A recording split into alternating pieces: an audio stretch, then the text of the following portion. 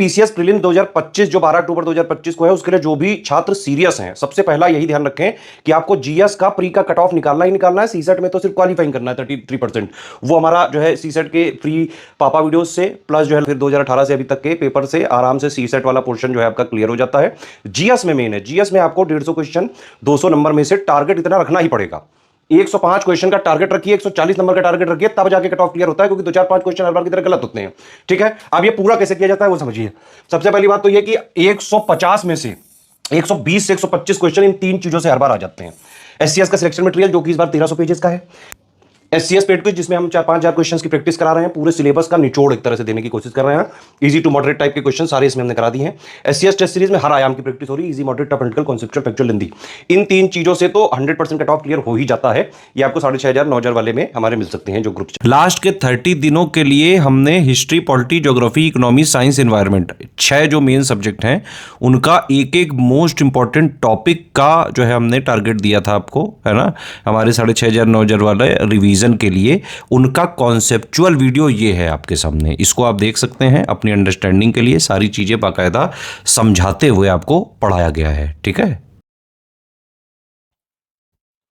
Hello दोस्तों, आप सभी का बहुत बहुत स्वागत है हमारे संस्थान स्टडी फॉर सिविल सर्विसेज में। जैसा कि आपको पता है कि 12 अक्टूबर को यूपी पीसीएस प्री 2025 का एग्जाम है। उसी के लिए हम एक इनिशिएटिव लेकर आए हैं जिसमें आप देखेंगे daily topic wise short notes revision. ठीक है, इसमें टोटल हमारी 30 से 35 क्लासेस होंगी और उसी क्रम में आज की जो है वो हमारी पहली वीडियो क्लास है, यानी कि डे 1।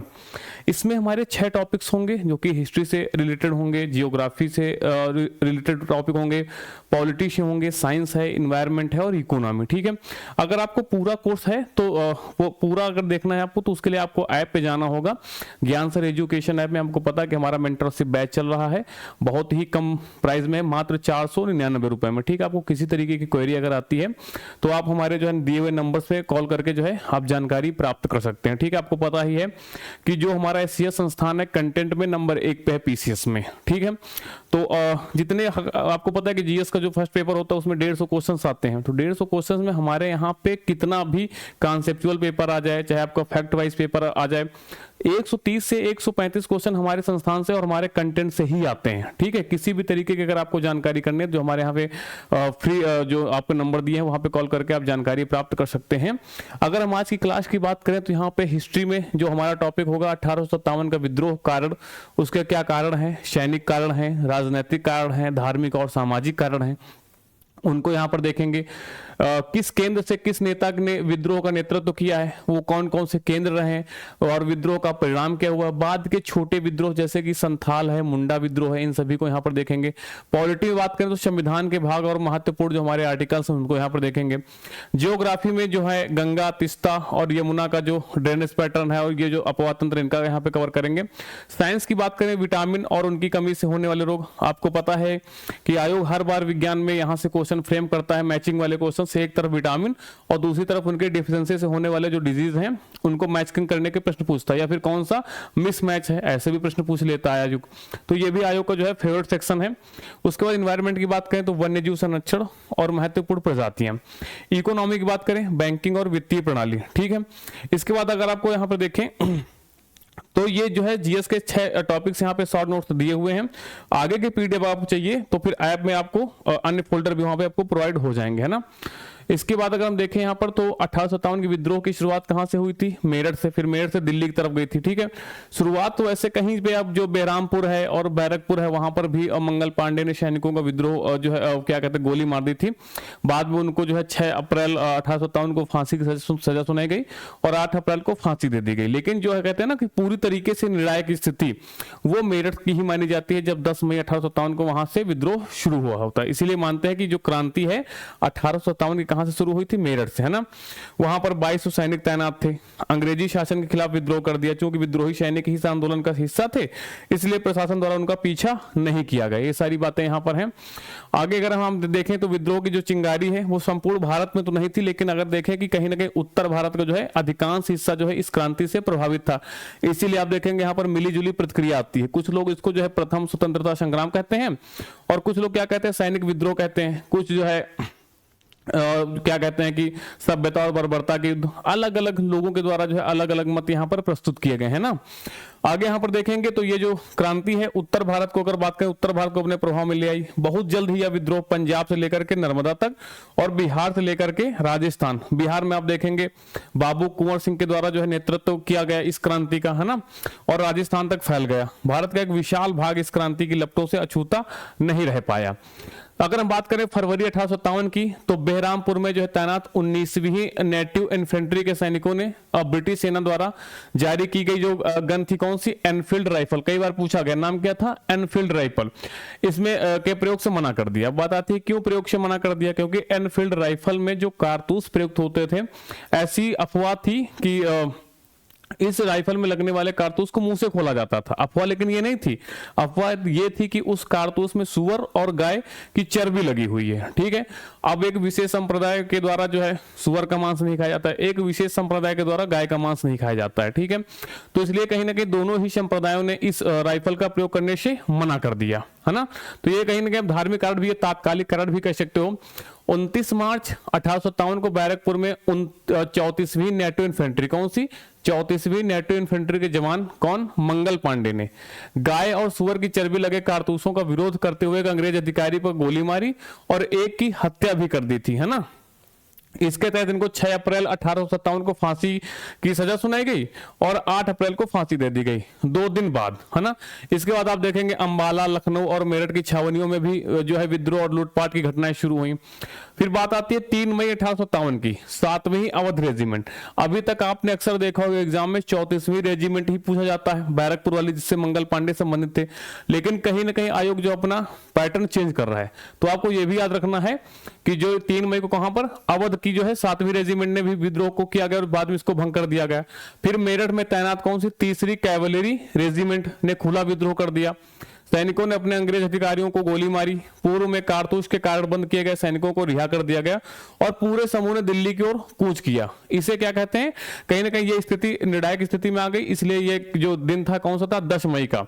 और इसीलिए माना जाता है कि जो क्रांति है 1857 की कहां से शुरू हुई थी, मेरठ से शुरू हुई थी ना, इसीलिए क्रांति का शहर भी कहते हैं। अब यहां पर देखेंगे विद्रोह के प्रमुख केंद्र और वहां पर किसने इसको लीड किया था, है ना, किस केंद्र से किसने लीड किया, बहुत बार यहां से क्वेश्चन आया। जैसे कि आप देखेंगे दिल्ली में जनरल बख्त खान ने लीड किया, लखनऊ में बेगम हजरत महल कुशासन का जो है आरोप लगा करके इनका जो अवध का जो लखनऊ का क्षेत्र है वो हड़प लिया था ना, कुशासन के जेम्स आउटरम की रिपोर्ट के आधार पर। ठीक है, किसको हड़प लिया गया था, अवध लखनऊ के क्षेत्र को। तो बेगम हजरत महल ने यहां से विरोध किया। बिहार में एक जगह है जगदीशपुर, वहां से कुंवर सिंह ने लीड किया था। झांसी से रानी लक्ष्मीबाई ने लीड किया, गोरखपुर से गजाधर सिंह, कानपुर से नाना साहब, ठीक है, बरेली से खान बहादुर खान, फैजाबाद से मौलवी अहमदुल्ला ने, ग्वालियर से तात्या टोपे, फरुखाबाद से नवाब तफज्जल हुसैन ने, मेरठ से कदम सिंह, गढ़मंडला से शंकर शाह एवं राजा ठाकुर प्रसाद ने, मंदसौर से शहजादा हुमायूं और छोटा नागपुर से गोनू, और सागर जो कि मध्य प्रदेश में शेख रमाजान ने वहां से जो है नेतृत्व को कहीं ना कहीं लीड किया था। बहुत बार एग्जाम में आया कि मेरठ से किसने किया है, यहां से क्या कहते हैं गोरखपुर से किसने किया है। ठीक है, तो इस तरीके से अक्सर एग्जाम में पूछते रहते हैं, तो बहुत ही इंपॉर्टेंट है। अगर हम विद्रोह के कारण की बात करें तो कई राजनीतिक कारण भी थे, जैसे कि आप देखेंगे वेलेजली की चाहे सहायक संधि रही हो 1798 वाली, वहां से भी प्रभाव होना पड़ना शुरू हुआ। और फिर अगर देखेंगे तो लॉर्ड डलहौजी जिनका शासनकाल 1848 से लेकर के 1856 था, इनकी व्यक्तिगत सिद्धांत जो है ये भी कहीं ना कहीं एक राजनीतिक कारण था। उसके बाद अगर हम बात करें यहाँ पर प्रशासनिक कारण भी थे, सामाजिक और धार्मिक कारण थे। विलियम बेंटिंग के द्वारा सती प्रथा को बंद कर दिया गया 1829 में, है ना, इस तरीके से। और भारतीय सैनिकों को जो है समुद्र पार कराने के या फिर उनकी तैनाती का जो है प्रावधान किया गया, उसका भी कहीं ना कहीं विरोध किया, है ना। तो ये चीजें हो गई। फिर आप देखेंगे आर्थिक कारण भी थे, सैनिक कारण भी थे। 1854 में जो पोस्टल एक्ट आया था उसमें उसके पहले क्या था, जो सैनिक होते थे उनको अपना पोस्ट भेजने के लिए कोई चार्ज नहीं देना पड़ता था, चाहे वो अंग्रेज हो चाहे भारतीय। लेकिन जब 1854 में पोस्टल एक्ट आता है तो भारतीय सैनिकों को पोस्ट करने में चार्ज देना पड़ेगा, तो कहीं ना कहीं वो भी कहीं ना कहीं असंतोष की भावना थी। फिर 1845 में एक जेल एक्ट आया था। पहले क्या होता था, जेल में जो खाना है वो उच्च जो कुलीन वर्ग के कैदी होते थे वो बनाते थे। रीजन क्या था, ब्राह्मण कैदी भी हैं तो वो एक दलित समूह के द्वारा बनाए गए भोजन नहीं करते थे। ठीक है, तो ये प्रावधान किया गया, कोई भी व्यक्ति अब खाना बनाएगा सबको वहां पे खाना पड़ेगा। तो वो भी कहीं ना कहीं असंतोष की भावना वहां पर भी थी, ये भी रीजन है। और भी तात्कालिक कारण। ठीक, अगर हम बात करें 1857 के विद्रोह की, जो अशफता के प्रमुख कारण क्या थे? विद्रोह में सभी वर्गों का शामिल ना होना। आप देखेंगे अंग्रेजों ने कुछ विशेष वर्गों को छूट दी थी, मध्यम वर्गों को आप कह सकते हो, तो उन्होंने पूरी तरीके से इस विद्रोह में सम्मिलित नहीं हुए थे। और बहुत सारे जमींदार, राजे, रजवाड़े थे जो कि क्या कहते हैं कि सहायता प्राप्त थे अंग्रेजों से, तो उन्होंने कहीं ना कहीं इसमें सहयोग नहीं किया था। फिर सहायक साधनों का अभाव है, कहीं ना कहीं जो अंग्रेज सैनिक थे वो ज्यादा ऑर्गेनाइज थे, उनकी संख्या बेशक कम थी लेकिन वो ऑर्गेनाइज थे, उनके पास अत्याधुनिक हथियार थे जो कि भारतीय सैनिकों के पास नहीं थे। एक लीड करने वाला कोई व्यक्ति विशेष नहीं था, एक संगठित एवं एकबद्ध विचारधारा का भी भाव था, सबकी अपनी अलग अलग समस्याएं थी। उनका उद्देश्य भारत से अंग्रेजों को निकालना नहीं था, जबकि जो जितने, चाहे रानी लक्ष्मीबाई रही हूं, चाहे बेगम हजरत महल रही हूं, चाहे आपके नाना साहब रहे हों, सबकी अपनी अपनी समस्याएं थी। हालांकि उन्होंने विद्रोह किया था साथ में, लेकिन सबके अपने अपने उद्देश्य थे, एक उद्देश्य नहीं था कि भारत से अंग्रेजों को हटाना है। ठीक है, तो ये सारी बातें हैं। आगे यहाँ पर देखेंगे संपूर्ण देश में प्रसारित ना होना, संपूर्ण देश इससे प्रभावित नहीं हुआ। अनियंत्रित और खराब संगठन, एक ऑर्गेनाइज तरीके से नहीं था ना। परिणाम में अच्छा क्या होता है कि जो ब्रिटिश कंपनी का शासन था, ईस्ट इंडिया कंपनी का, उससे लेकर के जो शासन सीधा किसके कर दिया गया? ब्रिटिश क्राउन के अधीन कर दिया गया। भारत का शासन कंपनी के हाथ से लेकर के डायरेक्ट किसके अधीन कर दिया गया? तो ब्रिटिश क्राउन के अधीन कर दिया गया, है ना। और यहां पर देखेंगे 1 नवंबर 1858 को कहां पर? इलाहाबाद में, बहुत इंपॉर्टेंट है। इलाहाबाद में हुए दरबार में लॉर्ड कैनिंग द्वारा उद्घोषित की गई, ठीक, ये चीज घोषित की गई, किसकी? महारानी विक्टोरिया की उद्घोषणा। तो ये सबसे बड़ा प्रभाव पड़ता है किसके? 1857 की क्रांति का। एक बात आपको याद रखना है कि 1857 क्रांति के समय जो आपातकालीन केंद्र बना था वो इलाहाबाद को ही बनाया गया था, ये भी आपको ध्यान रखना है। ठीक है, इसमें भारत में कंपनी के शासन को समाप्त कर भारत का शासन जो है प्रत्यक्ष रूप से क्राउन के अधीन कर दिया गया। संथाल और मुंडा विद्रोह की हम बात करें, संथाल विद्रोह जो कि 1855 से 1856 ईस्वी के मध्य में हुआ, ये एक ऐसा आदिवासी विद्रोह था। अगर आदिवासी विद्रोह की बात आएगी तो उसमें मुंडा विद्रोह और संथाल विद्रोह जो है प्रमुख माने जाते हैं। इसके जो प्रमुख नेता रहे सिद्धू और कान्हू रहे हैं। इसका क्षेत्र आप देखेंगे तो भागलपुर से लेकर के राजमहल की पहाड़ियों के बीच में था। हम यहाँ बात करें मुंडा विद्रोह की तो 1893 से लेकर के 1900 के आसपास हुआ है। इसको जो लीड करने वाले प्रमुख रहे बिरसा मुंडा। मात्र 25 वर्ष की आयु में अंग्रेजों को छका दिया था। किसने? बिरसा मुंडा ने। उन्होंने अपने आप को कहीं ना कहीं भगवान का दूत भी कहा है ना। तो ये मुंडा विद्रोह उन्हीं के संबंधित है। 1875 में इनका जन्म होता है, 15 नवंबर 1875 में, और उनकी मृत्यु होती है 1900 में। मात्र 25 वर्ष उनकी आयु थी। इसीलिए आपको पता होगा कि बिहार से झारखंड का जो निर्माण होता कब होता है? 15 नवंबर सन 2000 को। रीजन क्या है कि जो झारखंड है वो बिरसा मुंडा की कहीं ना कहीं बिरसा मुंडा से उसकी पहचान होती है ना, क्योंकि आदिवासी बाहुल्य क्षेत्र है। और उसी दिन हम 15 नवंबर को क्या मनाते हैं? जनजाति गौरव दिवस भी जो है मनाते हैं। ये भी हमें यहाँ पर ध्यान रखना है। इसके बाद आगे देखना है आपको, इन्हें ये अपने आप को भगवान का दूत भी कहते हैं। मुंडा विद्रोह को उल गुलान के नाम से भी जाना जाता है। बिरसा मुंडा के आध्यात्मिक गुरु का नाम क्या था? आनंद पनरे, जो कि वैष्णव मत के अनुयायी थे। ये भी आपको ध्यान रखना है। इनकी मृत्यु कब होती है? 1900 में, रांची में होती है। हालांकि उसका रीजन स्पष्ट नहीं है कि फांसी दी गई थी, स्पष्ट कारणों में हुई थी। ठीक है, हालांकि मृत्यु सन 1900 में हुई थी, ये भी आपको ध्यान रखना है। आगे यहाँ पर देखेंगे मुंडा विद्रोह जो छोटा नागपुर के क्षेत्र में सर्वाधिक चर्चित विद्रोह था। इसे मुंडा उल गुलान, यानी उल गुलान का शाब्दिक अर्थ क्या है? विद्रोह भी कहा जाता है। बिरसा मुंडा का जन्म 1875 में हुआ था। ये मुंडा जनजाति के संबंधित थे।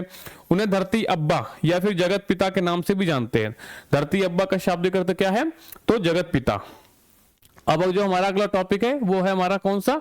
पॉलिटी। पॉलिटी की अगर हम बात करें तो भाग 1 किससे संबंधित है? संघ और उसका राज्य क्षेत्र। और ये आर्टिकल कौन से हैं? 1 से लेकर के 4 तक। फिर आपका दूसरा सिटीजनशिप से संबंधित है, आर्टिकल 5 से 11 तक हमारी सिटीजनशिप है। भाग 3 क्या है? फंडामेंटल आपके राइट्स हैं। आर्टिकल की बात करें तो 12 से 35। फिर यहां पर देखेंगे आपका भाग 4 directive principles of state policies, ठीक है। अगर आर्टिकल्स की बात करें 36 से 51 तक। फिर फंडामेंटल ड्यूटीज, जो कि हमारे मूल संविधान में फंडामेंटल ड्यूटीज नहीं थी, लेकिन एक समाजवादी देश की ऐसी पहचान होती है, आपको पता है कि उस समय इंदिरा गांधी की सरकार थी, कि वहां पर अधिकार के साथ साथ क्या होते हैं? मौलिक कर्तव्य भी होते हैं। तो जब जिस समय देश में आपातकाल लागू था उस समय सरदार सरोवर सिंह की समिति की सिफारिश पर जो है फंडामेंटल ड्यूटीज को हमारे संविधान में शामिल किया गया। किसमें? संविधान के भाग 4A में, आर्टिकल 51A में। ठीक है, स्टार्टिंग में इनकी संख्या 10 थी, लेकिन बाद में इनकी संख्या कितनी हो गई? 11। 86वां जो संविधान संशोधन हुआ था उसके द्वारा भी एक मौलिक कर्तव्य जोड़ा गया। फिर आप बात करेंगे भाग 5 की, तो संघ सरकार है, आर्टिकल 52 से लेकर के 151। इसमें आप राष्ट्रपति, उपराष्ट्रपति, पार्लियामेंट है, अटॉर्नी जनरल है, इन सभी का अध्ययन करेंगे। ठीक है, चाहे आपको सुप्रीम कोर्ट हो या फिर CAG, controller and auditor general of India. फिर भाग 6 है राज्य सरकारें, 152 से लेकर के 237। आपको पता है कि हमारे यहाँ पर कैसा है, संघात्मक शासन है ना, संघात्मक शासन है। तो जैसी व्यवस्था केंद्र में होगी वैसी व्यवस्था कहाँ पर, राज्यों में देखने को मिलेगी। यही एक कारण है, अगर पूछ लिया जाए आपसे कि भारत का संविधान विस्तृत संविधान क्यों है, तो एक रीजन है कि राज्यों के लिए भी विस्तृत जो है अनुच्छेद दिए गए हैं, तो इसलिए भारत का संविधान जो है विश्व का सबसे बड़ा संविधान भी बनता है। जो भाग आपका 7 है वो तो निरस्त है। फिर भाग 8 की बात करें, संघ और राज्य क्षेत्र यानी कि आपके यूनियन टेरिटरीज, वर्तमान में कितनी यूनियन टेरिटरीज हैं, तो आपको पता होनी चाहिए कि 8 है ना। तो ये 239 से लेकर के 242 तक हैं। फिर पंचायतें आती हैं 243 से लेकर के 243, और टोटल यहाँ पे आर्टिकल्स की अगर बात कर ली जाए तो अनुच्छेद ये टोटल आपके हो जाएंगे कितने, 16 आर्टिकल्स यहाँ पे आपको देखने को मिलेंगे। अगर आप रीजनिंग के स्टूडेंट हो तो आपको पता होगा वो कहाँ पे आता है, 15 नंबर पे। तो आपके मन में प्रश्न आ गया कि 15 ही होने चाहिए, लेकिन भाई 243 भी तो है, 243 फिर 243 ए आएगा ना, तो ए से लेकर के ओ तक 15 होंगे, 243 में कितने हो जाएंगे, 16। तो टोटल 16 आर्टिकल्स हैं। फिर भाग 9A नगर पालिकाएं हैं, 93वां संविधान संशोधन जो हुआ था, आर्टिकल 243 पी से 243 ZG तक है। फिर भाग 9B सहकारी समितियां यहाँ पर हैं, 243 ZH से लेकर के 243 ZT तक। ये किस में जोड़े गए थे, तो 97 जो कॉन्स्टिट्यूशनल अमेंडमेंट हुआ था उसमें, है ना, सहकारी समितियों वाला ये 9B भाग जोड़ा गया। फिर भाग 10 है अनुसूचित और जनजातीय क्षेत्र, 244 से लेकर के 244A तक। फिर भाग 11 है संघ और राज्यों के बीच संबंध। पता है आपको 3 प्रकार के केंद्र और राज्य के बीच में संबंध है, कौन कौन से, प्रशासनिक हैं, वित्तीय हैं और राजनीतिक संबंध यहाँ पर आपको देखने को मिलेंगे। फिर भाग 12 है वित्त और संपत्ति, समुदाय और वाद, आर्टिकल 264 से लेकर के 300A तक। फिर भाग 13 में आपके भारत के राज्य क्षेत्र के भीतर व्यापार, वाणिज्य और समागम, 301 से लेकर के 307। फेवरेट टॉपिक है ये आयोग का, यहां से क्वेश्चंस फ्रेम होते हैं, आपको ध्यान रखना है ना। इसके बाद भाग 14 संघ और राज्यों के अधीन सेवाएं, 308 से 323, और भाग 14A आपके ट्रिब्यूनल्स हो जाएंगे यहाँ पर 223 से ए से लेकर के 323B। ये वाला भी 42वें संविधान संशोधन के तहत ही जोड़ा गया था। जो भाग 14A है ये भी 42वें संविधान संशोधन जो कि 1976 में हुआ था उसी के तहत जोड़ा गया था। आपको ये भी पता होगा कि 42वें संविधान संशोधन को क्या कहते हैं, लघु संविधान भी कहते हैं, है ना। फिर आगे भाग 15 में निर्वाचन है आपका, 324 से 329A। फिर भाग 16 में कुछ वर्गों से संबंधित विशेष प्रावधान है, 330 से लेकर के 342A। इसमें आप देखेंगे अनुसूचित जनजाति आयोग, अनुसूचित जाति आयोग और राष्ट्रीय पिछड़ा वर्ग आयोग है, ठीक है। और लोकसभा और जो विधानसभाओं में SC/ST के लिए आरक्षण है उसका यहाँ पर प्रावधान है। पहले किसके लिए आरक्षण हुआ था, पहले था एंग्लो इंडियन की नियुक्ति होती थी लोकसभा में, विधानसभाओं में, हालांकि उसको अभी निरस्त कर दिया गया है ना, ये भी ध्यान रखना है आपको। फिर भाग 17 आपका किससे है, तो ये आपका ऑफिशियल लैंग्वेज से संबंधित है, 343 से लेकर के 351B तक। फिर भाग 18 में आपात उपबंध है, 352 से लेकर के 360 तक, है ना। फिर भाग 19 आपका प्रकीर्ण है। भाग 20 संविधान का संशोधन एकमात्र आर्टिकल है, आर्टिकल 368। इसके बाद भाग 21 है अस्थायी संक्रमणशील और विशेष उपबंध है, 369 से 392, जिसमें कुछ विशेष राज्यों को दर्जा, आपको पता है कि 370 में पहले किसको था, जम्मू कश्मीर को विशेष दर्जा प्राप्त था, हालांकि वो हटा दिया गया। अभी आर्टिकल 371 में कई सारे सब आर्टिकल हैं, कुछ विशेष राज्यों को दर्जा यहाँ पे विशेष दिया गया। फिर भाग 22 में संविधान के नाम वगैरह यहाँ पर दिया गया है। अब देखेंगे महत्वपूर्ण अनुच्छेद, जैसे आपका अनुच्छेद 1 है संघ का नाम और राज्य क्षेत्र। भाई क्या लिखा हुआ है, इंडिया दैट इज भारत, है ना। भाई भारत अगर पूछ लिया जाए कि संविधान में भारत के वैसे बहुत नाम है, आर्यावर्त नाम है, जम्बू द्वीप नाम है, हिंदुस्तान नाम है, इंडिया है, भारत है, लेकिन ऑफिशियल 2 ही नाम है, इंडिया और भारत। संविधान में ऑफिशियली 2 ही शब्द यूज किए गए हमारे देश के लिए, कौन कौन से, इंडिया और भारत, वो भी आर्टिकल 1 में। इस चीज को आपको यहाँ पर ध्यान रखना है। फिर भाग 3 है नए राज्यों का नाम और वर्तमान राज्यों और पुराने राज्यों के क्षेत्रफल, सीमा व नाम परिवर्तन है। फिर भाग 14 में विधि के समझ समता विधियों का समान संरक्षण है। फिर भाग 15 आपको आपको जो आर्टिकल 15 है, इसमें धर्म, एक एक शब्द बहुत इंपॉर्टेंट है, धर्म, मूल वंश, जाति, लिंग या जन्म स्थान के आधार पर भेदभाव का निषेध किया गया है। भाग 16 लोक नियोजन के विषय में अवसर की क्षमता है। भाग 17 में आप देखें, आर्टिकल 17 आप देखेंगे अस्पृश्यता का अंत करता है। फिर आर्टिकल 18 जो उपाधियों का टाइटल को यूज करने से बंद करता है, लेकिन छूट देता है किसमें, शिक्षा और सेना में। जो शिक्षा और सेना की जो उपाधियां होंगी उनको आप लगा सकते हैं, बाकी आप यूज नहीं कर सकते हैं, ठीक है। फिर आर्टिकल जो 19 है वो आप देखेंगे वाक स्वतंत्रता वगैरह से संबंधित है। फिर भाग जो आपको जो आर्टिकल 20 है वो अपराध के लिए दो सिद्ध के संबंध में संरक्षण देता है ना, एक ही अपराध के लिए दो बार आपको क्या कहते हैं सजा नहीं दी जाएगी, इन सबसे छूट देता है। फिर जो आर्टिकल 21 है बहुत ही महत्वपूर्ण है, प्राण और दैहिक स्वतंत्रता का संरक्षण है। फिर आप देखेंगे जो आपका आर्टिकल 21 का है, प्रारंभिक शिक्षा का अधिकार आपको देता है। जो आर्टिकल 22 है कुछ दशाओं में गिरफ्तारी और निरोध में संरक्षण प्रदान करता है आपको। 23 जो है बलात् श्रम, यानी कि बिना पैसे के आप काम नहीं करा सकते किसी से, है ना, बलात् श्रम को निषेध करता है। और जो आपके जो 24 है वो कारखानों में बाल श्रम को, जो 6 से 14 वर्ष तक के बच्चे हैं उनको काम करने से निषेध करता है। फिर 25 से अंतःकरण और धर्म के अबाध रूप से मान्य आचरण और प्रचार करने की स्वतंत्रता। अंतःकरण से लुभाने से नहीं कि आप किसी को खरीद लें, कुछ पैसे का जो है लालच दे दें तब आप सोचे कि नहीं आप हमारे धर्म को अपना ले, नहीं, अंतःकरण से अपनी आत्मा से आप किसी भी धर्म को अडॉप्ट कर सकते हैं और उसको मान सकते हैं, लेकिन किसी के लालच में आने से नहीं, इसीलिए शब्द इस्तेमाल किया गया यहां पर अंतःकरण से, है ना। फिर आर्टिकल जो 26 है धार्मिक कार्यों के प्रबंध की स्वतंत्रता है। 29 बहुत इंपॉर्टेंट है, अल्पसंख्यक वर्गों के हितों का संरक्षण, ठीक है, ये चीज है। विभाग ये आप देखेंगे आर्टिकल 30 में क्या है, शिक्षा संस्थाओं की स्थापना और प्रशासन करने का अल्पसंख्यक वर्गों का अधिकार है। फिर 32 में आपको पता है रिट यहां पर दी हुई है। और आर्टिकल जो 32 है इसके तहत कौन रिट जारी करता है, आपको उच्चतम न्यायालय। और आप देखेंगे अनुच्छेद जो 226 उसके तहत रिट कौन जारी करता है, हाई कोर्ट जारी करता है ना। इसीलिए आप देखेंगे यहां पर कि जो आपका उच्चतम न्यायालय है उसको मौलिक अधिकारों का संरक्षक कहा गया है, ना कि हाई कोर्ट को कहा गया है, क्योंकि वो आर्टिकल 32 के तहत सुप्रीम कोर्ट जो है रिट जारी करता है। 5 प्रकार की आपकी रिट होती हो तो मालूम ही है। फिर यहाँ पर आर्टिकल 40 है, आपका ग्राम पंचायतों के संगठन की बात की गई, इसी के तहत जो है आप देखेंगे कि जो है 73वां संविधान संशोधन किया गया है ना। और नगर पंचायतों के लिए कौन सा है, आपको 74वां संविधान संशोधन हो जाएगा। फिर आप देखेंगे यहाँ पर जो है 44वां आर्टिकल है, नागरिकों के लिए एक समान सिविल संहिता, है ना।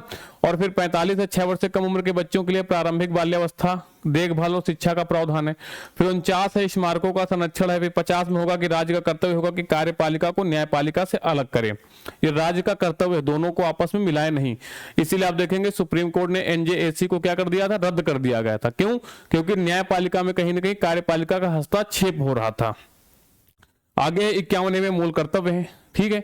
इसके बाद जियोग्राफी के अगर हम देखें तो आज हम देखेंगे यहाँ पर कौन सी, गंगा, तीस्ता और यमुना नदियों को, ठीक है। अपनी द्रोणी और सांस्कृतिक महत्व दोनों के दृष्टिकोण से गंगा भारत की क्या है, सबसे महत्वपूर्ण नदी है, पवित्र नदी भी, क्योंकि इसका सांस्कृतिक महत्व और धार्मिक महत्व भी है। उत्तराखंड की नदी कहाँ, उत्तरकाशी जिले के गोमुख से निकलती है, जो कि आप देखेंगे 3900 मीटर की ऊंचाई से ऊंचा है। या भागीरथी नाम से जानी जाती है। देवप्रयाग में भागीरथी और अलकनंदा का मिलन होता है और वहीं से इसका नाम पड़ता है क्या, गंगा। गंगा ऐसे नाम नहीं पड़ता है। जहां पर आप देखेंगे देवप्रयाग में 2 अलग अलग धाराएं आती हैं, एक आती है भागीरथी, एक आती है आपकी कौन सी, अलकनंदा। जब दोनों वहां पर मिलती है तो नाम पड़ता है कौन सा, गंगा, ठीक है। फिर गंगा जो है हरिद्वार से मैदानी इलाकों में प्रवेश करती है। आगे बढ़ेंगे, गंगा नदी भारत का सबसे बड़ा अपवाह तंत्र है। गंगा नदी के दाहिने किनारे की जो सहायक नदियां कौन कौन सी हो जाएंगी, बहुत इंपॉर्टेंट है, यमुना है, सोन है, पुनपुन है। एक बार पूछा गया था पीसीएस, यूपी पीसीएस के एग्जाम में कि पुनपुन जो है किस नदी की सहायक नदी है, पुनपुन किस नदी की सहायक नदी है, तो याद रखना गंगा की सहायक नदी है, ठीक है। बिहार में मिलती है किससे, तो गंगा में। और दामोदर ये भी जो है इसी की सहायक नदी है। और बाएं तट की अगर हम बात कर लें, बाएं तट से मिलने नदियां कौन कौन सी हैं, रामगंगा जो कि कन्नौज में गंगा से मिलती है, गोमती हो जाएगी, घाघरा हो जाएगी, इसी को सरयू के नाम से भी जानते हैं, गंडक है, कोशी है और महानंदा। महानंदा जो है भारत में गंगा की अंतिम सहायक नदी है, ठीक है। सागर देव के निकट यह नदी अंततः बंगाल की खाड़ी में जा मिलती है। यमुना गंगा की सबसे पश्चिमी और सबसे लंबी सहायक नदी, ये भी याद रखना है। इसका स्रोत कहां पर है, यमुनोत्री हिमनद है, जो हिमालय में बंदरपूछ श्रेणी की पश्चिमी ढाल पर 6316 मीटर की ऊंचाई पर स्थित है। प्रयाग में इसका संगम होता है, ऐसा माना जाता है ना, वहां पे कुंभ का आयोजन होता है, तो ऐसा माना जाता है कि सरस्वती जो कि एक अदृश्य नदी है, यमुना और गंगा का संगम होता है कहां पर, प्रयागराज में, और वहीं पर जो है कुंभ मेले का आयोजन होता है। आगे यहाँ पर देखें कि प्रायद्वीपी पठार से निकलने वाली कौन कौन सी नदी है, चंबल, सिंध, बेतवा, केन, यमुना की सहायक नदियां उसके दाहिने तट पर मिलती हैं। कौन कौन सी, चंबल हो गई, सिंध है, बेतवा है और केन है। केन तो आप देखेंगे बांदा में मिल जाती है, ठीक है। चंबल कहां पर मिलती है, इटावा में यमुना नदी मिल जाती है। जबकि आप देखेंगे हिंडन, रिंद, शेंगर, वरुणा आदि नदियां इसके बाएं तट पर मिलती हैं। किसके, यमुना के। इसका अधिकांश जल जो सिंचाई उद्देश्यों के लिए पश्चिमी और पूर्वी यमुना नहरों तथा आगरा नहर में आता है। तो आगरा नहर किससे निकाली गई है, तो यमुना नदी से आप यहां पर देख सकते हैं, ठीक है। आगे आपकी तीस्ता रिवर है, इसका उद्गम कहां है, तो सिक्किम हिमालय में स्थित पाहु नदी तीस्ता कांग से ग्लेशियर से होता है। इसका जल ग्रहण क्षेत्र देखेगा आपके तोशो लाहमो झील, ठीक है, गुरु डोंगमार झील हो गई, थांगू घाटी हो गई, यूम थांग, डिक्चू और डोखा पर्वत श्रृंखलाओं से निकलने वाली छोटी नदियों द्वारा पोषित होता है। चंबल नदी मध्य प्रदेश के मालवा पठार में महू के निकट निकलती है। आपको पता है ना कौन सी, चंबल नदी कहां से निकलती है, तो मालवा पठार में महू के निकट निकलती है और उत्तर मुखी होकर एक महाखंड में बहती हुई राजस्थान में कोटा पहुंचती है। तो कोटा शहर किस नदी किनारे है, चंबल नदी किनारे, आपको याद रखना है, ठीक है। जहां इस पर गांधी सागर बांध बना हुआ, तो गांधी सागर किस नदी पर बना हुआ है, चंबल नदी पर बना हुआ है। कोटा से या बूंदी, सवाई माधोपुर और धौलपुर होती हुई यमुना नदी में मिल जाती है। चंबल अपनी उत्खात भूमि वाली भू आकृति के लिए प्रसिद्ध है, ठीक है। महाखंड की जैसी चीजें बनी हुई है, यानी खंडहर जैसी चीजें हैं, बीहर क्षेत्र है ना, इसलिए जानी जाती है चंबल, जिसे चंबल खंड या फिर रेवाइन कहा जाता है। गंडक नदी दो धाराओं काली गंडक और त्रिशूल गंगा से मिलने से बनती है। यह नेपाल हिमालय में धौलागिरी व माउंट एवरेस्ट के बीच से निकलती है और मध्य नेपाल को अपवाहित करती है ना। फिर घाघरा नदी जो कि मापचा चुंग हिमनद से निकलती है, यह भी आपको याद रखना है। आगे देखें कोशी एक पूर्ववर्ती नदी है जिसका स्रोत कहां, तिब्बत में माउंट एवरेस्ट के उत्तर में है, जहां से इसकी मुख्य धारा कौन सी, अरुण निकलती है। अरुण नदी से मिलकर के सप्तकोशी बनती है। रामगंगा नदी गैरसैंण के निकट गढ़वाल की पहाड़ियों से निकलती है, अपेक्षाकृत छोटी नदी है। फिर आप देखेंगे कहां पर, कन्नौज नदी कन्नौज के आसपास गंगा में मिल जाती है ना, ये महत्वपूर्ण है।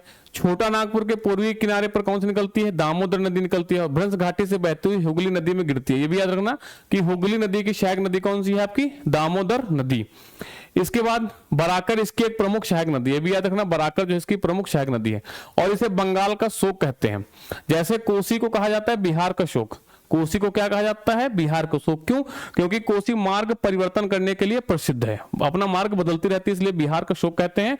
और यहां पर आप देखेंगे कि इसे के हुगली को कहा क्या कहा जाता है, बिहार बंगाल का शोक है ना। कई जाने वाली इस नदी को दामोदर घाटी कारपोरेशन नामक एक बहुउद्देशीय परियोजना ने वश में कर लिया है। आगे देखेंगे शारदा या सरयू नदी का उद्गम नेपाल हिमालय में मिलाम हिमनद, बहुत इंपॉर्टेंट, कहां से होता है, मिलाम हिमनद से होता है, जहां इसे गौरी गंगा के नाम से जाना जाता है। यह भारत नेपाल सीमा के साथ बहती हुई, जहां इसे काली या चाय कहा जाता है, घाघरा नदी में मिल जाती है। इसके बाद महानदी की अगर बात करें तो छत्तीसगढ़ में रायपुर जिले में सिहावा के निकट से निकलती है, ये भी याद रखना, और ओडिशा से बहते हुए अपना जल बंगाल की खाड़ी में विसर्जित करती है।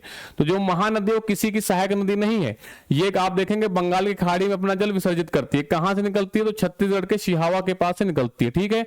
इसके निचले मार्ग में नौ संचालन हो सकता है। अगर स्टेटमेंट में आता है कि ये छत्तीसगढ़ से निकलती है और क्या इसमें नौवहन हो सकता है निचले क्षेत्र में, तो बिल्कुल, जो इसका निचला क्षेत्र है वो पहाड़ी नहीं है, तो वहां पर नौवहन हो सकता है ना। इस नदी की अपवाह द्रोणी का 53% भाग कहां पर, मध्य प्रदेश और छत्तीसगढ़ में है, जबकि 47% ओडिशा में विस्तृत है। गोदावरी की अगर बात करें तो प्रायद्वीपीय नदी तंत्र है, ठीक है। इसे तो दक्षिण गंगा के नाम से भी जानते हैं। दक्षिण गंगा के नाम जानते हैं, दक्षिण की गंगा अगर आ जाएगा, अगर वहां पर का लगता है, की लगता है कि दक्षिण की गंगा, तो कावेरी होगा। अगर बात करेंगे दक्षिण गंगा तो फिर क्या होगा, आपकी गोदावरी होगी, ठीक है। आगे यहां पर देखेंगे महाराष्ट्र में नासिक के निकट जो त्र्यंबकेश्वर की पहाड़ियां वहां से निकलती है और इसकी जो लंबाई कितनी है, 1465 किलोमीटर, कितनी है, 1465 किलोमीटर, ठीक है। आगे हम देखें कि किन किन राज्यों में बहती है, तो महाराष्ट्र हो गया, मध्य प्रदेश है, छत्तीसगढ़, उड़ीसा, आंध्र प्रदेश, इन राज्यों से होकर गुजरती है ना। इसकी जो मुख्य सहायक नदियों में पेन गंगा हो जाएगी, बहुत इंपॉर्टेंट है, इंद्रावती है, प्राणहिता है, मंजरा।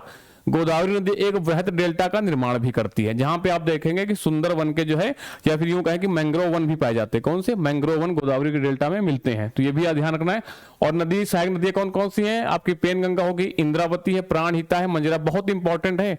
कृष्णा पूर्व दिशा में बहने वाली दूसरी सबसे बड़ी प्रायद्वीपीय नदी है। यही जो कृष्णा दूसरी सबसे बड़ी प्रायद्वीपीय नदी है, ना कि कावेरी है।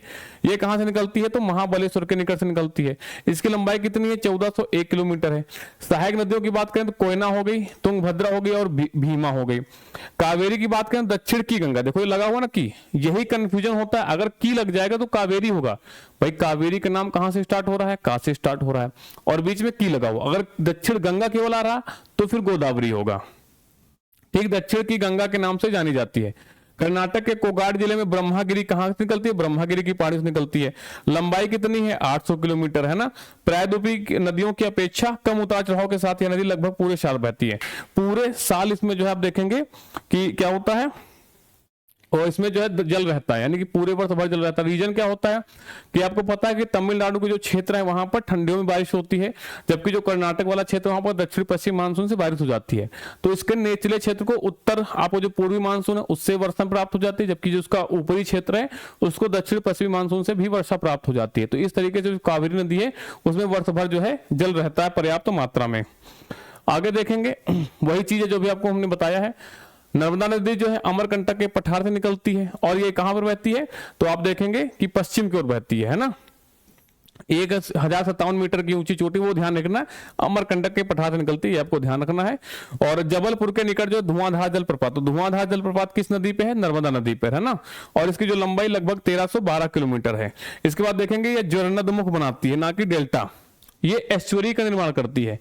जो आपकी नर्मदा नदी है वो ज्वरनदमुख या फिर एस्चुरी का निर्माण करती है, ना कि डेल्टा का, आपको ये भी याद रखना है ना।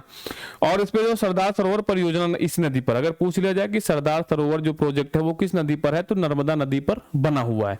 और किस तरफ बहती है? तो पश्चिम की ओर बहने वाली नदी है। तो पश्चिम की ओर नदी बहती है तो डेल्टा का निर्माण नहीं करती है, क्योंकि पहाड़ों से होते हुए बहती है ना। तो ये क्या करती है? एस्चुरी का निर्माण करती है। और आप देखेंगे कि जो है धुआंधार जलप्रपात किस नदी पर है? नर्मदा नदी पर है। आज अगला जो हमारा टॉपिक है साइंस का, वो कौन सा भाई? विटामिन वाला और उनकी डिफिशियंसी से होने वाले रोग। जैसे कि पानी में घुलनशील विटामिन कौन कौन से हमको पता है कि बी है और सी है। तो बी के कई सारे आप देखेंगे यहाँ पर सब पार्ट होते हैं। कौन? B1 है, B2 है, B3, B5 है ना, B9 है, फिर फोलिक एसिड है, साइनोकोबालेमिन इसको बोलते हैं। और ये शरीर में संग्रहित नहीं होते सिवाय किसके? B12 के। अगर पूछ लिया जाए कि जो बी कॉम्प्लेक्स विटामिन होते हैं उसमें कौन सा जो है हमारे शरीर में संग्रहित होता है, तो B12 यानी कि साइनोकोबालेमिन। और वसा में घुलनशील विटामिन कौन कौन से? ए है, डी है, ई है और के है। यकृत और वसा ऊतक में ये संग्रहित होते हैं। आगे विटामिन ए, जिसको रेटिनॉल या फिर बीटा कैरोटीन के नाम से भी जानते हैं, इसकी डिफिशियंसी कौन सा होता है? रतौंधी। और रतौंधी से कौन सा अंग प्रभावित होता है? आंखें। और जीलोपथैलेमिया भी कहां पर होता है? ये भी आंखों में ही होता है ना। इसका कार्य क्या होता है? दृष्टि, त्वचा और प्रतिरक्षा प्रणाली को मजबूत करना। स्रोत कहां कहां पे? गाजर है, गाजर एक महत्वपूर्ण स्रोत है। हरी सब्जियां हैं, दूध, मक्खन, अंडा, यकृत, मछली का जो तेल है, ये सभी जो है विटामिन ए के प्रमुख स्रोत हैं। इसके बाद जो आपका राइबोफ्लेविन है, कौन सा? विटामिन B2, इसको क्या बोलते हैं? राइबोफ्लेविन। ये मुख्य छाले वगैरह है, जीभ, इसको मुख्य रूप से चिलोसिस, आपको यह याद रखना, कई बार जो एग्जाम में आता है वो चिलोसिस आता है कि चिलोसिस जो है किस विटामिन की कमी से होता है, तो वो आपका B2 है ना। इसके अगर देखें तो एंजाइम का कार्य, ऊर्जा और चयापचय जो चीजें हैं वो सब सही करता है। आगे आपका B12 साइनोकोबालेमिन, इसकी कमी से आप देखेंगे एनीमिया या फिर पर्निशियस है ना, और नसों की कमजोरी सभी रोग होते हैं। RBC का निर्माण है और स्नायु स्वस्थ करता है, मांस, मछली, अंडे में पाया जाता है। और फिर आप देखेंगे विटामिन सी, एस्कॉर्बिक एसिड जिसको बोलते हैं, इसकी कमी से स्कर्वी होता है। ठीक है, जो कि स्कर्वी से कौन से प्रभावित होते हैं? हमारे मसूड़े प्रभावित होते हैं। आगे है हमारा विटामिन डी, कैल्सीफेरॉल के नाम जानते हैं, इसकी कमी से रिकेटस होता है। रिकेटस बच्चों में होता है, ऑस्टियोमलेशिया जो है वो वयस्कों में होता है। अगर बच्चे होंगे तो उनमें कौन सा रोग होता है? हड्डियों का ही रोग होता है, दोनों ही हड्डी हैं। अगर ऑस्टियो लगा हुआ है तो हड्डी से ही जो है संबंधित है। अगर बच्चों में रिकेटस होगा और ऑस्टियोमलेशिया जो है वयस्कों में होगा। ठीक है, कैल्शियम अवशोषण में कमी हो जाती है विटामिन डी की कमी से, और ये मिलता कहां कहां पर है? तो मक्खन हो गया, वसायुक्त मछली वगैरह हो गई, मछली का तेल है, अंडा, और सूर्य का प्रकाश जो इसका एक प्रमुख प्रमुख स्रोत है। और अगर ई की बात करें तो इसको बोलते हैं टोकोफेरॉल। इससे क्या होता है, जनन क्षमता में कमी आती है, जिससे बांझपन है, ये सारे विकार होते हैं। एंटीऑक्सीडेंट है और आरबीसी सुरक्षा प्रजनन, ये सभी प्रभावित होते हैं। फिर आपका के, जिसको नेफ्थोक्विनोन के नाम से जानते हैं, चोट पर रक्त का थक्का नहीं जमता है, ठीक है। और ये हरी पत्तेदार सब्जियां हैं और इनमें जो है ये प्रचुर मात्रा में पाया जाता है। फिर यहां पर देखेंगे आपके माइक्रो न्यूट्रिएंट्स, जो कि मुख्य पोषक तत्व हैं, और एक तरफ आपके माइक्रो न्यूट्रिएंट्स हैं, जिसमें आप सूक्ष्म पोषक तत्व, यानी कि जब आप भोजन करते हैं, सिर्फ खाना खाना, इनकी पेट को भरना ही क्या कहते हैं, भोजन करना नहीं होता है। एक संतुलित आहार है। संतुलित आहार में आप देखेंगे कुछ जो आपको अधिक मात्रा में चाहिए, जैसे कार्बोहाइड्रेट है, प्रोटीन है, वसा है, और ऐसे चीजें जो आपको बहुत ही सूक्ष्म मात्रा में चाहिए, यानी कि माइक्रो न्यूट्रिएंट्स आपके कौन से, विटामिन है और खनिज है। सिर्फ पेट को भरना ही खाना खाना नहीं कहलाता, इसीलिए कहते हैं अवॉइड किया जाता है कौन से, जंक फूड है, फास्ट फूड है, क्योंकि उसमें जो माइक्रो न्यूट्रिएंट्स है वो जो उपस्थित नहीं होते हैं। आपको माइक्रो तो मिल जाएंगे, आपको कार्बोहाइड्रेट मिल सकता है, वसा मिल जाएगा, प्रोटीन की मात्रा कम होगी, लेकिन माइक्रो न्यूट्रिएंट्स आपको बिल्कुल नहीं मिलेंगे, है ना। इसीलिए अवॉइड किया जाता है। आपको जंक फूड है, फास्ट फूड है। कार्बोहाइड्रेट अगर खाते हैं तो उसमें आपको 4 किलो कैलोरी प्रति ग्राम मिलती है, ठीक है। तो अगर पूछ ले सबसे अधिक ऊर्जा किससे प्राप्त होती है, वसा से। देखो वसा में कितनी है, 9 किलो कैलोरी प्रति ग्राम। उसके बाद फिर कौन सा आता है आपका, प्रोटीन है, फिर यहाँ पे कार्बोहाइड्रेट है, ठीक, 4 किलो कैलोरी प्रति ग्राम।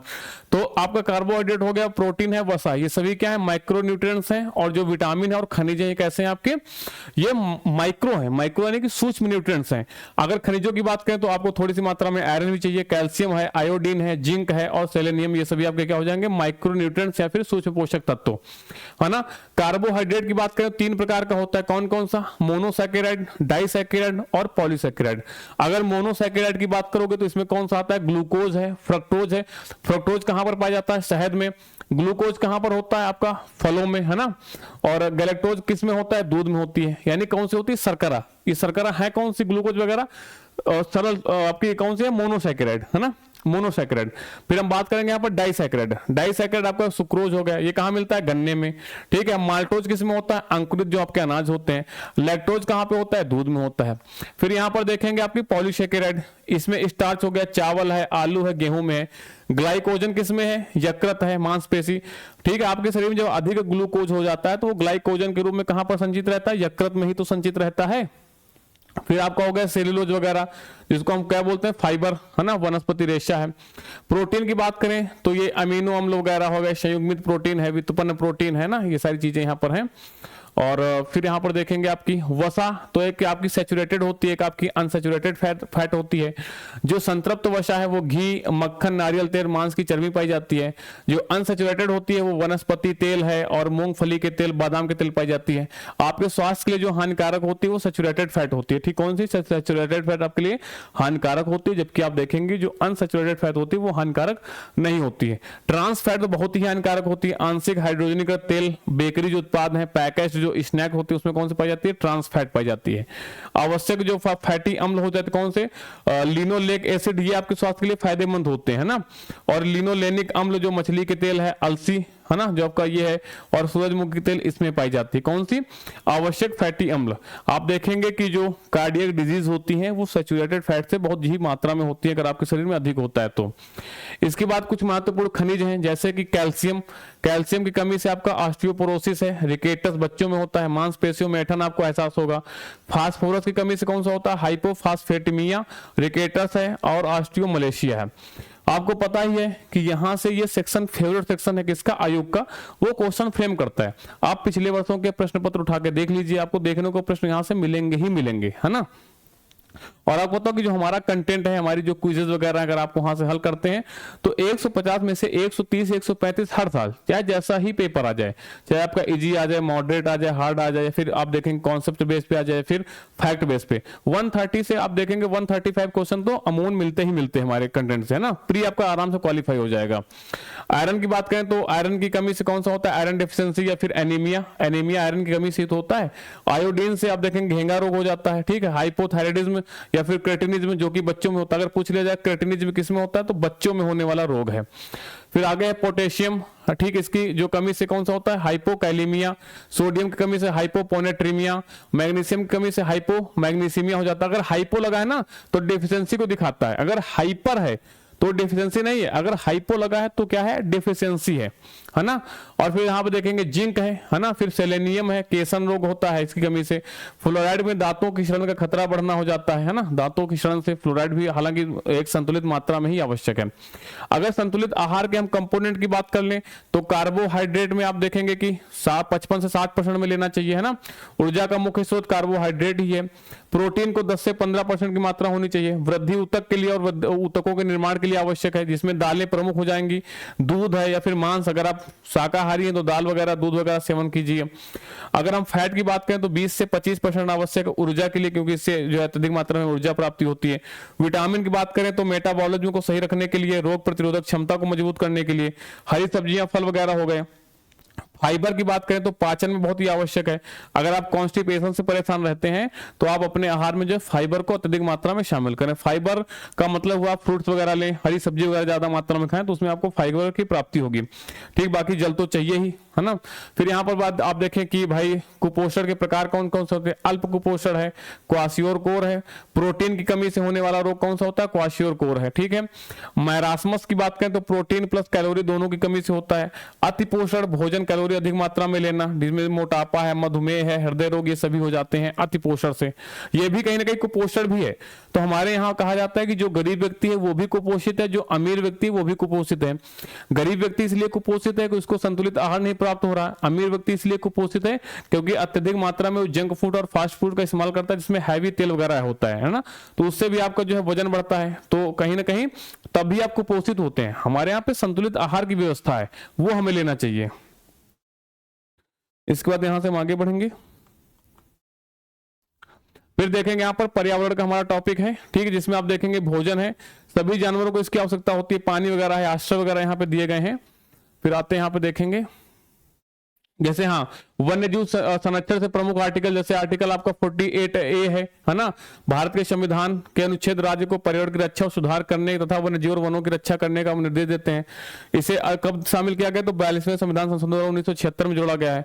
फिर अनुच्छेद 51A है, यह सभी नागरिकों से अपेक्षा करता है कि जंगल, झील, नदियां, वन्यजीव की रक्षा और सुधार करने का प्रयास करें, है ना। फिर यहाँ पर देखेंगे वन्यजीव संरक्षण अधिनियम कब आया था, 1972, आपके लिए काफी महत्वपूर्ण है। फिर जो आपका बायोडाइवर्सिटी एक्ट कब आया था, 2002 में आया था ना, ये भी आपके लिए महत्वपूर्ण है। फिर यहाँ पे देखें गंभीर रूप से जो संकटग्रस्त आपके जो है प्रजातियां हैं, जैसे घड़ियाल है, उत्तर भारत में 14 स्थान, चंबल नदी है, कतरनिया घाट जलाशय है, गिरवा नदी पर बना हुआ है ना।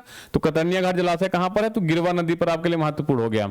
और फिर कार्बेट राष्ट्रीय उद्यान है, गंडक नदी में 5 उप आबादी दर्ज यहाँ पर की गई है ना, कौन सी, घड़ियाल की। फिर है हिमालय बटेर हो जाएगा आपका, ये पश्चिमी हिमालय में पाया जाता है। साइबेरियन क्रेन है, केवलादेव राष्ट्रीय उद्यान कहां पर है, राजस्थान में, जिसको भरतपुर पक्षी अभ्यारण्य के नाम से भी जानते हैं। कश्मीरी हिरण कहां पे, दाचीग्राम राष्ट्रीय उद्यान में पाया जाता है। दाचीग्राम राष्ट्रीय उद्यान है कहां पर, कश्मीर में है। नामदफा जो उड़ने वाली गिलहरी है वो नामदफा राष्ट्रीय उद्यान में ये है कहां पर, अरुणाचल प्रदेश में है। फिर आगे बढ़ेंगे, गंगा नदी डॉल्फिन, विक्रमशिला डॉल्फिन अभ्यारण्य कहां पर है, तो बिहार के भागलपुर में बना हुआ है। ठीक है, गंगा ब्रह्मपुत्र नदी तंत्र में पाई जाती है। एशियाई शेर की बात करोगे तो गिर राष्ट्रीय उद्यान और अभ्यारण्य पाई जाती है गुजरात में। जंगली भैंसा जो है वो इंद्रावती और उदंती सीता नदी बाघ अभ्यारण्य, जो कि कहां पर, छत्तीसगढ़ में, वहां पर पाई जाती है प्रमुख मात्रा में, है ना। बंगाल टाइगर, सुंदरबन का जो टाइगर रिजर्व है। आपको जो स्नो लेपर्ड है, ये हेमिस राष्ट्रीय उद्यान कहां पर, लद्दाख में। स्पीत घाटी और किब्बर वन्यजीव अभ्यारण्य कहां पर, हिमाचल प्रदेश में, यहां पर भी ये पाया जाता है और संकटाग्रस्त है ना। फिर यहां पर देखेंगे एक सिंग वाला गैंडा, काजीरंगा राष्ट्रीय उद्यान फेमस है इसके लिए, आपको पता ही है। मानस राष्ट्रीय उद्यान हो गया, औरंग राष्ट्रीय उद्यान हो गया, जल्दपारा राष्ट्रीय उद्यान जो कि कहां पे, पश्चिम बंगाल में। दुधवा राष्ट्रीय उद्यान कहां पे, उत्तर प्रदेश में। ये सारे बहुत इंपॉर्टेंट है ना, वही चीजें यहां पर दी गई हैं। ऊद बिलाव वगैरह ये भी आप देखेंगे। अच्छा, जो प्रोजेक्ट है जैसे टाइगर प्रोजेक्ट टाइगर कब आया था, 1973 में आया था, बहुत इंपॉर्टेंट है। लाल पांडा परियोजना 1994 है। थामिन मृग परियोजना 1977 है। बहुत सारे एग्जाम यहाँ पर आएंगे। फिर यहाँ पर मैचिंग वाला ही फेवरेट सेक्शन है आयोग का, एक तरफ आपके प्रोजेक्ट होंगे, एक तरफ उनका सन होगा, मैच करने के लिए आ जाएगा एग्जाम में, है ना। फिर कछुआ जो संरक्षण आपका परियोजना है 1975 में, गैंडा वाला 1987 में आपका है। फिर घड़ियाल प्रजनन जो आपका परियोजना है 1975 में है।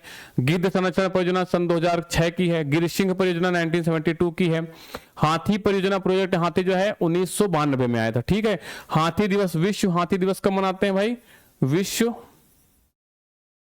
हाथी दिवस कब मनाते हैं? तो आपको मालूम होना चाहिए, ये 12 अगस्त को मनाते हैं। ठीक, 12 अगस्त को हम मनाते हैं। गज यात्रा कब शुरू हुई थी? गज यात्रा ये शुरू हुई थी कब? 2017 में, है ना। जो आप फिर और कई सारी चीजें यहाँ पर हैं। और कस्तूरी मृग परियोजना 1974 की है ना। गांगे डॉल्फिन 1997 में। ठीक, गांगे डॉल्फिन संरक्षण, जबकि गंगा डॉल्फिन प्रोजेक्ट कब आया था? 2020 में है ना। और आपको पता ही है कि हमारा राष्ट्रीय जलीय जीव भी है। और हंगुल कश्मीरी लाल मृग परियोजना 1970 की है। अगला हमारा है अर्थव्यवस्था का टॉपिक। इसमें देखेंगे संस्था का प्रकार है, जैसे कि उसकी विशेषताएं क्या है। उदाहरण के तौर पर जैसे केंद्रीय बैंक हमारा क्या है? भारतीय रिजर्व बैंक है। स्थापना कब होती है? 1935 में। ठीक है, केंद्रीय बैंक का जो अधिनियम आया था 1934, उसके तहत जो है 1935 में इसकी स्थापना होती है। स्टार्टिंग में इसका जो मुख्यालय कहां पर रहता है? कोलकाता में, लेकिन बाद में 1937 में स्थानांतरित कहां कर दिया था? मुंबई में। वहीं पर तब से लेकर के अभी तक मुंबई में इसका हेडक्वार्टर है। ठीक, इसका भारतीय रिजर्व बैंक का। फिर 1949 में भारतीय रिजर्व बैंक का राष्ट्रीयकरण कर दिया जाता है। कब होता है? तो 1949 में। और इसे क्या बना दिया जाता है? केंद्रीय बैंक के तौर पर। ठीक है, यह देश का सर्वोच्च बैंक है। बैंकों का बैंक भी इसको कहते हैं। बैंकों को नियंत्रित करता है, मौद्रिक नीति को लागू करता है। अगर मॉनेटरी पॉलिसी की बात करें, यहाँ पर 6 सदस्यीय एक समिति होती है, जिसमें जो आरबीआई का गवर्नर होता है, इसका अध्यक्ष होता है। और एक वर्ष में 4 बार इसकी बैठकें होती है, यानी कि हर तिमाही पर इसकी बैठकें होती है। किसकी? मौद्रिक नीति की, है ना। तो ये सारी फैक्टर यहाँ पर हैं। और अगर हम बात करें यहाँ पर, तो टोटल कितने? 6 सदस्य होते हैं, ये भी याद रखना। और जो कास्टिंग वोट होता है किसके पास होता है? आरबीआई के गवर्नर के पास है। जब मत बराबर होते हैं तो वो अपना जो निर्णायक मत का प्रयोग करता है। फिर बात करें वाणिज्यिक बैंक के, वो बैंकें हैं जो आप देखेंगे 1934, जो आपका आरबीआई अधिनियम 1934 उसकी दूसरी अनुसूची में, किसमें? दूसरी अनुसूची में सूचीबद्ध है ना, जिसमें सारी आपकी सार्वजनिक बैंक आ जाएंगी। फिर सार्वजनिक क्षेत्र बैंक, जिसको पीएसबी के नाम जानते हैं, जिसमें 50% से अधिक सरकार की भागीदारी हो। आगे देखेंगे निजी क्षेत्र के बैंक, एचडीएफसी हो गया, आईसीआईसीआई हो गया, एक्सिस हो गया। विदेशी बैंक, ऐसी जो बहुराष्ट्रीय कंपनियों के बैंक होते हैं ना, जैसे कि एचएसबीसी, ये कहां पर है? तो यूके का बैंक है, यूनाइटेड किंगडम का। सिटी बैंक कहां का है? तो यूएसए का है। ठीक है, फिर स्टैंडर्ड चार्टर्ड बैंक कहां पे है? तो ये भी यूके का है, एक बहुराष्ट्रीय बैंक है। तो हमारे यहां भी इसकी शाखाएं हैं। ठीक है, उसके बाद विशेष बैंक कुछ होते हैं। फिर क्षेत्रीय ग्रामीण बैंक, है ना, ग्रामीण क्षेत्रों में कृषि को ऋण देने, क्या कहते हैं, ऋण देने के लिए ऐसी बैंकें होती हैं। कौन सी? ग्रामीण बैंक। हालांकि अभी आप देखेंगे उत्तर प्रदेश में एक उत्तर प्रदेश ग्रामीण बैंक है। ठीक है, पहले क्या होती थी? आर्यावर्त ग्रामीण बैंक थी हमारे यहाँ पर, बैंक ऑफ बड़ौदा ग्रामीण बैंक थी हमारे यहाँ पर, प्रथमा ग्रामीण बैंक थी। लेकिन 1 मई 2025 से एक नया कानून लागू हुआ और एक राज्य एक ग्रामीण बैंक का नियम कॉन्सेप्ट आया। ठीक है, तो उत्तर प्रदेश की जो ग्रामीण बैंक नई बनी है 1 मई 2025 को, कौन सी है? उत्तर प्रदेश ग्रामीण बैंक। इसमें मर्ज की गई है बैंक ऑफ बड़ौदा जो ग्रामीण बैंक है, प्रथमा बैंक है और आर्यावर्त जो बैंक है, उन तीनों को मिलाकर के अब कौन सी बनी है? उत्तर प्रदेश ग्रामीण बैंक। इसमें स्पॉन्सरशिप की अगर हम बात करें तो 50% जो है केंद्र का हिस्सा होता है, 15% राज्य का हिस्सा होता है और 35% स्पॉन्सर बैंक का हिस्सा होता है ना। और उत्तर प्रदेश की जो पहली ग्रामीण बैंक की बात करें तो प्रथमा जो बैंक थी वो थी 1975 में बनी थी, 2 अक्टूबर 1975 को। और बात करें तो मुरादाबाद में उसका हेडक्वार्टर था ना। इसका हेडक्वार्टर कहां पे? लखनऊ में। उत्तर प्रदेश ग्रामीण बैंक का हेडक्वार्टर कहां पे? लखनऊ में। आगे के आने वाले एग्जाम के लिए बहुत इंपॉर्टेंट यहां से फैक्ट है ना। अगर हम बात करें, हाँ, इनका सुपरविजन कौन करता है? जो ग्रामीण बैंक होती है इनको सुपरविजन करने वाली संस्था कौन सी? नाबार्ड। नाबार्ड जो है वो सुपरविजन करती है ग्रामीण बैंकों का, है ना। फिर आप देखेंगे यहाँ पर सहकारी बैंक भी हैं। ठीक है, जिसमें Uttar Pradesh cooperative bank limited है। फिर गैर बैंकिंग वित्तीय कंपनियां भी होती हैं जिनको हम बोलते हैं एनबीएफसीज, तो ये भी आपकी होती है। फिर यहाँ पर देखेंगे कि बैंकों के राष्ट्रीयकरण, जैसे कि 1955 में इंपीरियल बैंक का नाम बदल करके क्या कर दिया गया था? State bank of India. इसके पहले क्या था? Imperial bank. इंपीरियल बैंक की स्थापना कब होती है? तो 1921 में। 1921 में 3 प्रेसिडेंसी बैंकों को मिलाकर, जिसमें bank of Bengal, bank of Madras और बैंक ऑफ महाराष्ट्र थे। ठीक है, आगे देखेंगे कि पहली बार जो बैंकों का राष्ट्रीयकरण होता है 14 बैंकों का कब होता है? 19 जुलाई 1969 को। फिर 5 अप्रैल 1980 को 6 और बैंकों का राष्ट्रीयकरण होता है। जब 19 जुलाई को होता है तब उनकी पूंजी कितनी थी? नियम क्या रखा गया था? 50 करोड़ से अधिक पूंजी वाली बैंकों का, है ना। और जब 1980 में होता है 5 अप्रैल 1980 का, तब होता है भाई 200 करोड़ से अधिक पूंजी वाली 6 बैंकों का राष्ट्रीयकरण होता है। ठीक है, भारतीय रिजर्व बैंक की स्थापना बता ही चुके हैं आपको, 1 अप्रैल 1935 का होता है। फिर पहले मुख्यालय कहां पर होता है? कोलकाता में, बाद में मुंबई स्थानांतरित हो जाता है, तब से अभी मुंबई में ही है। भारतीय स्टेट बैंक का 1 जुलाई 1955 को।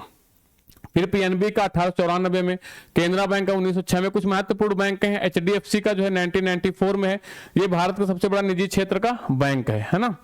फिर यहाँ पे देखेंगे भारतीय वित्तीय प्रणाली, इसको 4 मुख्य घटकों में बांट सकते हैं, जैसे कि वित्तीय संस्थाएं आपका पहला हो जाएगा, फिर दूसरा हो जाएगा वित्तीय बाजार, फिर आप यहाँ पर देखेंगे तीसरा आपका हो जाएगा कौन सा, वित्तीय साधन है, फिर वित्तीय सेवाएं हैं। इस तरीके से इनको हम यहाँ पर 4 भागों में बांट सकते हैं भारत में जो वित्तीय आपका है। इसके बाद महत्वपूर्ण सूचना आपके लिए है कि यूपी पीसीएस प्री 2025 के लिए हमारा जो है मेंटोरशिप बैच आया है, जिसमें आप देखेंगे कि वास्तव में इसकी कीमत कितनी है, 2495 रुपए में, लेकिन 80% का ऑफ देने के बाद ये जो कोर्स है आपको पड़ेगा कितने का, 499 रुपए मात्र में। ठीक है, आपको वहां पे कूपन कोड यूज करना पड़ेगा ज्ञान sir discount.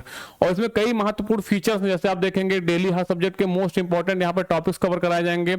UP PCS special subject wise high yield note, short note जो आपको दिया जाएगा, उससे पूरी संभावना कि आपके यहाँ पर क्वेश्चन आएंगे ही आएंगे, क्योंकि हमारा अभी तक का यही रिकॉर्ड रहा है। और यहाँ पे देखेंगे डेली आपको टॉपिक वाइज रिवीजन होगा, टॉपिक वाइज करंट अफेयर्स का रिवीजन करेंगे, वार्षिक करंट अफेयर्स का पापा पीडीएफ आपको दी जाएगी मैगजीन, पिछले 10 वर्षों के पीवाईक्यूज यहाँ पे आपको कराए जाएंगे, 25 टेस्ट सीरीज आपको दी जाएंगी, सारे टेस्ट आपके बाइलिंगुअल होंगे, है ना। और आंसर की में भी एक्सप्लेनेशन लंबा चौड़ा होगा, ताकि आपको ज्यादा ज्यादा तैयारी हो सके। ठीक है, मोस्ट एक्सपेक्टेड जो एक्सप्लेनेशन होगा इंपॉर्टेंट वाला वही कराया जाएगा।